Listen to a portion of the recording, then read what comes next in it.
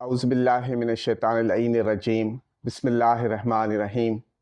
तमाम तारीफ़ें उस ज़ात वाहिद के लिए जो बोलें तो सुनता है और ना बोलें तो जानता है, और बेशुमार दुरूद व सलाम हो मोहम्मद व आले मोहम्मद पर जिनके तुफ़ैल अल्लाह रब्बुल इज़्ज़त जल्ल शानहू तमाम मखलूक़ात आलमीन पर मेहरबान होता है।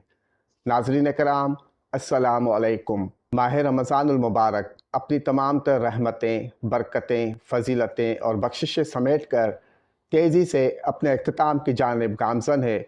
यह बात जहाँ दिल को अफसरदा और मगमूम कर रही है, वहाँ इस बात की खुशी भी है कि आखिर वो रात आ ही गई जिस रात को परवरदिगार आलम ने लैलतुल जायज़ा यानी इनाम की रात करार दिया है। ये रात खुसूसी बरकतों, रहमतों, बख्शिश और फ़जीलत की हामिल है। लिहाजा इस रात को फ़ज़ुलियात में गंवाने के बजाय ज़िक्र इलाही और इबादत में गुजारें। इस रात में सवाब की नीयत से इबादतें करने वालों के लिए बड़ी सआदतें और खुशखबरियाँ हैं। लिहाजा इस अज़ीम और बाबरकत रात को फ़ज़ुलियात में गंवाने के बजाय ज़िक्र इलाही, इबादत और अल्लाह का शुक्र, इस्तिग़फ़ार और दुआ में गुजारें।